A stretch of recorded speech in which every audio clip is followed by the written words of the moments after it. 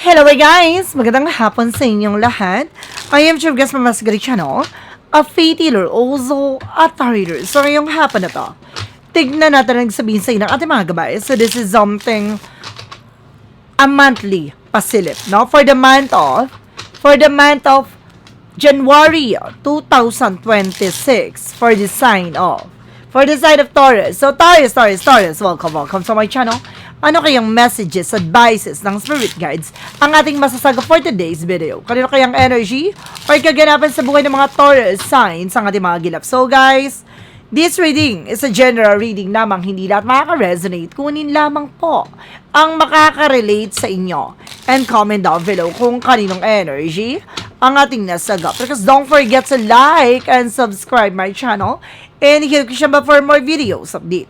Kung hindi ka pa nakasubscribe sa aking channel, please subscribe niyo po ang aking channel kasi hit notification bell for all para updated kayo sa mga videos ko every single day. Then of course guys, pakisubscribe na rin po ang aking second channel po na Maisaganda Psychic Tarot. Then of course guys, maraming salamat po. Pakifollow na rin po ang aking FB page na Faith Healer Maisaganda. Then of course guys, abangan natin, no? Ano man yung mga bagay na ating mahahagilap? Ano man yung bagay na ating masasagap sa energy mo ngayong buwan ng January 2026? Hagilapin natin, so let's watch this. Angel Spirit Guides, please give me an information po. Ano kayong sabihin sa iyo ng ating mga baraha? Okay, there's something guys with the Knight of Wands for slow and steady, no? Maging mahinahon. Huwag kang agresibo. May mga bagay talaga na maaaring parating, no? May darating na mga opportunities para sa'yo. No, there's something guys with the Ace of Cups, something and an offer, with a love offer. No, kung ikaw ay single, may bagong love offer. There's something new love coming in. Ikaw ay may taken, maaaring mayroon ditong manunambalik na pag-ibig o maaaring ibalik ang kilig, no? Ng with your person. And there's a Two of Swords, no, in reverse na para magkakaroon ka ng decision. Na parang there's something final decisions na maaaring mapagdesisyonan mo, no? Ngayon ng buwan ng January. Now, let's see. And there's something guys with a Wheel of Fortune with it turning back. So, maaaring itong buwan na to ng January ay maaaring palarin ka. No, may magandang kapalaran na naghihintay sa'yo, no? May magandang nakatadhanang maganap sa buhay mo. The Wheel of Fortune, something swerte, a good luck. Now, there's something na destined to happen. Na lahat ng bagay na tayo maaaring ayon sa kaloob ng Diyos, with a higher for something education. So, kailangan mong matutunan. Or may mga bagay na kailangan mong pakakatandaan. No, mas maging maingat ka. No? Sa lahat ng bagay na gagawin mo, ano man yung bagay na nangyari sa'yo from the past, no, maging halimbawa yon para hindi na maulit muli, para hindi ka na magkamaling muli, para magpatuloy at maging maganda na ang sitwasyon at eksena mo sa mga susunod na eksena at araw. No? Sa buwan na to ay maaaring may mga bagay na pakakatandaan mo. No, parang may mga bagay na parang ipapakita sa iyo. And this is something a tower moment for immediate changes at malaking pagbabago na maaaring maganap sa buhay mo, sa pamilya mo, sa sitwasyon mo, sa trabaho mo, sa negosyo mo, sa ano man yung bagay na to ay maaaring malaki ang pagbabago na magaganap. What is additional messages with the Knight of Wands? So there's something guys with the Knight of Pentacles. There's something security. No, may mga bagay dito na mas maging maingat ka. No? Mas maging mahinahon ka sa paghawak at pagmanage ng pera. O mas maging aware ka, no? Maghigpit ng sinturon kung kinakailangan. Now, what is the Ace of Cups? Represent guys with the Knight of Swords with the success driven. Na may mga bagay dito na maaaring magtatagumpay ka na. Na may mga bagay na paparating na maaaring magdala sa'yo, no? Ng katuparan sa iyong pangarap, no? With your person. Maparating na raw. No? Kung ikaw ay single, paparating na ang pag-ibig, paparating na ang taong magmamahal at magpapatibok sa pihikang puso mo. And there's the King of Cups. There's something devoted. Now, there's something decisions that you need to make. Na meron ditong tao na maaaring very devoted na talagang ilalaban mo at isusugal mo. Now, let's see. What is the Wheel of Fortune? With this something a Ace of Pentacles, there's something a big shot and big money coming in. Tulad na sinasabi ko, there's something a Wheel of Fortune na nasa nakatadhana na no, nasa kapalaran mo na maaaring ngayong buwan ng January, magiging masagana na. No, there's something a big shot, a big opportunities, a big money coming in. May malaking perang paparating. Ngayong buwan ng January, darating ang malaking pera, darating ang malaking opportunities. What is the Hierophant? Represent guys with a page of Pentacle for invest wisely. Mag-ingat ka sa lahat ng mga bagay na papasukin mo. Yung investment, loans, with a Hierophant for something education, matuto ka na. No, madala ka na. No, ano naman yung bagay na nangyari from the past? No, there's something educations na kailangan mo pakakatandaan no, pa hindi na maulit. There's a tower moment. Represent with a seven of with a stickiness, no? Malaking pagbabago sa buhay mo. Dahil may mga tao sa paligid mo na maaaring magsinungaling sa'yo, mag-betray sa'yo. Pagdating dito, mag-ingat ka. There's a cheating, lying.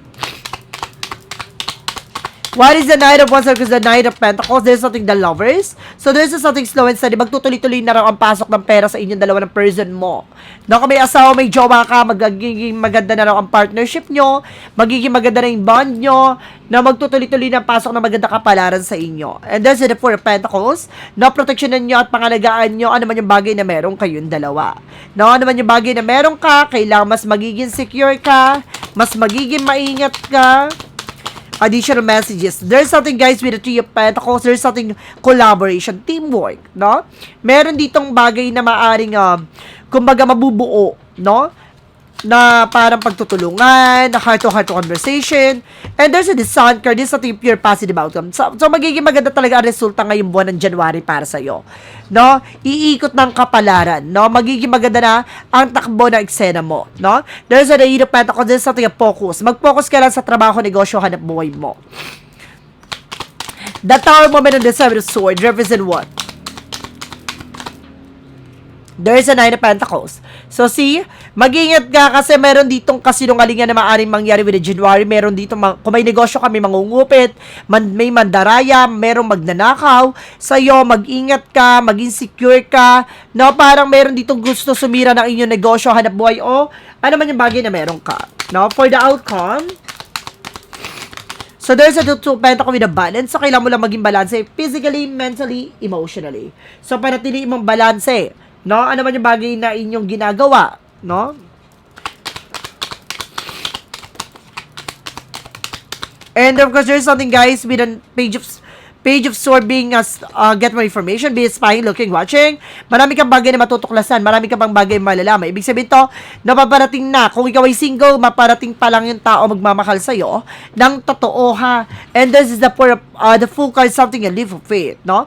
There's a new beginning coming in, na parang dito susubukan ang iyong pananampalataya at tiwala. See, I told you, this coming January, magtutuloy-tuloy na talaga ang pasok ng pera, oh. The Sun card, Six of Pentacles, the Ace of Pentacles, the Wheel of Fortune.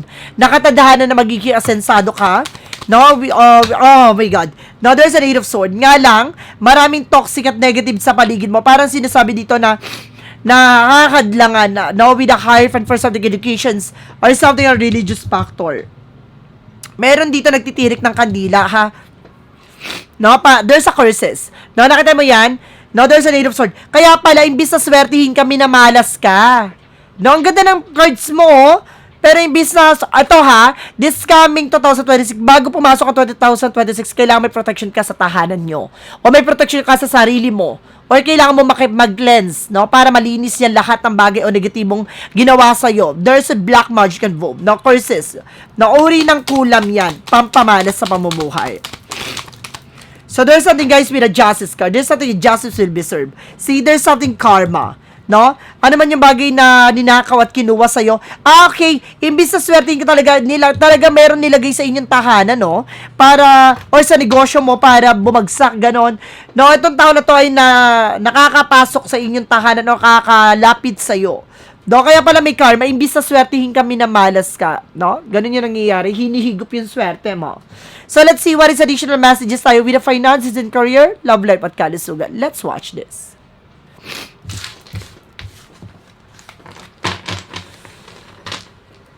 So, nandito na tayo guys, no? Pagdating sa finances and career, love life at kalusugan. Handa na ba kayo guys? Finances and career represent, guys, with the Knight of Wands for something perseverance. Na kailangan mo magtiyaga, magpatuloy sa iyong ginagawa. No, there's a Seven of Cups na maraming opportunities pang darating o may mga bagay na nagpapagulo sa sitwasyon mo. Mag-iingat kami, nagsusubaybay sa'yo. There's something Emperor. Maging mature ka at maging grounded ka. Huwag ka nagbibigay ng information na naman yung bagay na maaaring nangyayari sa'yo. Ano naman yung bagay na hinihintay mo. No, huwag ka mag-share ng information. There's something that's Star card for recovery. Makaka-recover ka na din daw for blood situations. And there's a sign of something burden na parang makakalayat, makakawala ka na sa mga bigat or pasakit na mga pinagdaanan mo or naranasan mo. There's a Five of Cups, no? May mga disappointment and regret na maaaring mangyari sa pagdating sa finances. So, kailangan mas maging maingat ka, no? Mas maging secure ka. Pagdating sa love life, so there's something, guys, with the Knight of Cups na mayroong magtutupad sa pangarap mo. Pagdating sa buhay pag-ibig, no? Pero may mga komplikasyon. May ibig sabihin dito, there's a competitors, no? With the other men, or there's the other women, or there's a toxic family or toxic friends. There's a Five of Wands, eh. Kasi complication yan, eh. And there's a King of Wands. Look at the bigger picture. Lagi mo titignan dito yung magiging kahihinatnan ng relationship. No? Ano man yung bagay na maaaring mangyari, kailangan mo yung putulin agad, tuldo ka agad. There's the Moon card revelation. Na mayroon tungkol dito na maaaring ma-reveal. Ibig sabihin nito, kaya lagi nagkakaroon ng third party, kasama siya sa curses na ginawa sa'yo.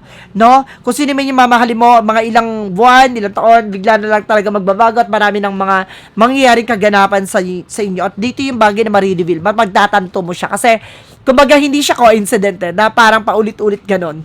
And there's a Four of Wands. Now, there's something, a wedding, a celebration coming in. Meron ditong, kumbaga, ikakasal, meron ditong magsasama, meron relationship dito na maaring gumanda rin, no? With a Queen of Cups, emotion and intelligent, pagdating sa emotion, kailangan mas maging mature ka.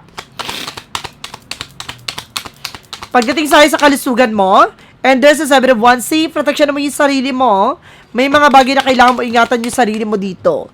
And there's a Knight of Swords, nagkakaroon ka ng anxiety, sleepless, ibig sabihin dito may sumasalbahay talaga sa'yo, no? Para guluhin ka, lituhin ka. Nakita mo yan? Nakahilera, oh. Ginugulo yung finances mo. Now, even sa love life mo, nagkakaroon ng complication. And so, sa health mo naman, no, nagkakaproblema na it's either stress ka or depressed ka o maaaring nahihirapan ka makatulog. Balisa ka. And there's a death card. Now, there's an ending and yung beginning. Maaring may mga bagay na matapos o meron tungkol sa death card. Now, maaring gusto ka nitong sigiin. Kaya, sigiin, ha? And there's a Seven of Wands na kailangan mo protection yung sarili mo. Kaya pala there's a shield, eh. Kailangan mo magkaroon ng parang barrier, no? Protections. And there's a Three of Cups. Third party pa lang sumasalbahay sa'yo. No, kung dito toxic friend ko, toxic family. See? Diba ginagawan ka talaga? Sabi ko na nga ba, there's a ritual. No, ginagawan ka nito. And there's a King of Swords. No, kailangan mo maputol to with the King of Swords. No? Meron talaga nagsusubaybay sa'yo. There's something na parang raven, na parang uwak. No? Talaga sinusubaybayan ka every single day. Inaaswang ka pa sa gabi. No? Hindi ka makatulog na maayos. No? Parang lagi may nakasubaybay sa'yo. So, let's see. What is additional messages naman tayo? Pagdating sa Angel Spirit messages. Ang ganda ng reading mo, no? Sa una, para pinakita na magiging maganda buhay mo, asensado, pero humaharang o may humakad lang. Mayroong, kumbaga, may umiepal, gano'n. What is the magic of her messages? And there's a birthday. Now, may darating na birthday dito with your families. Now, and if there's something, guys, with a dietary change, so kailangan mo rin mag-diet. Na kailangan mong, ng healthier lifestyle. Na kailangan mong kumain ng masusustansya, gano'n. What is the Yin and Yang Oracle card? There's something, guys, with a fulfillment. Talaga there's some wishes coming in. Na talaga matutupad mo yung mga pangarap mo. And there's a masculine. No, it's either you are very masculine or yung person mo is very masculine. So, let's see what is the synchronicities. And there's a child. Na may tungkol sa anak dito. Na maaaring hindi ka magkaanak. There's a delay. Na meron dito parang hinaharangan magkaanak. O meron dito nagkakaroon ng delay sa mga transaction. O meron ditong tungkol sa anak mo na parang delay no ang kanyang kumbaga paglaki, no? Yung utak niya, maaaring delay, may ginagawa, no? May gumagambala sa inyo talaga. And of course, there's something guys with a grave, no? Meron talagang those second chances, no? Meron dito pagdating sa relationship, talagang merong gustong tinapos na parang ayaw mapakinabangan. Baka ginagambala ang inyong person, no? Parang nilalagyan ng karamdaman. No, para hindi mapakinabangan. I feel something ang gumagawa dito, ha? Kung dito toxic family, tumbok na tumbok ex to. No? Ex tong gumagawa sa inyo. And there's something that honor and trust your feelings, no? Lagi ka makikinig sa nararamdaman mo. May suspetsa ka na eh. Kailangan mo lang tuldukan. What is the Jesus loving quote said? Be a good comfort, your faith has made you whole. Nabubuhin ng iyong pananampalatitiwala dito, maging mabuting malilikot at maging tapat ka sa ating pong may kapal. Now, what is an angel's number? There is a 1441 with a unique skills. Na pinapakita dito guys, no? It's time of intense self-development. Focus on your mind, on your craft. You are already have what it takes to succeed. But practice make you a master. It also serve to find your true purpose. Leveling up in your career business is of priority right now. Talagang, kumbaga pinapakita dito na kumbaga unti-unti na nagbabago ang sitwasyon mo. No, nakikita mo talaga ano ba talaga yung gusto mo mangyari. No, tututukan mo na yung mga bagay na magpapalago sa iyo at yung magdadala sa iyo ng tagumpay. No, alam mo na talaga no, ano ba yung kailangan mong gawin. No, ano yung kailangan mong maisakatuparan dito. What is the money move oracle deck?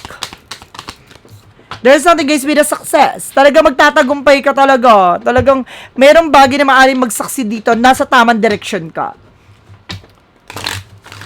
What is the shadow work represent what?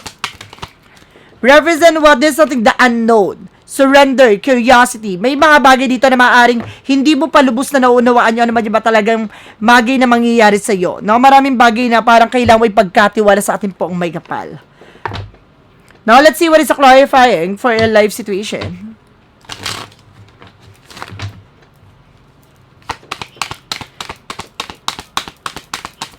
There is a root of stability. No, meron talaga ugat na magdadala sa ng stabilidad. Ground yourself. What nurtures your being established, stable base from which love and career can bloom. No, pagdating talaga sa love and career mo, lalago talaga yan. No, may ugat ng pinanggagalingan na magiging asensado ka talaga, magiging mayaman ka talaga someday. Somehow. So, let's see what is the clarifying for a love situation. There is something delicate balance. So, kailangan mo na talaga ng balance pagdating sa relationship. No, kailangan parehas kayong dalawa ng person mo nagkakaintindihan. No, there's a respect and discipline to each and every one. Ganon. So, let's see what lies beneath the future.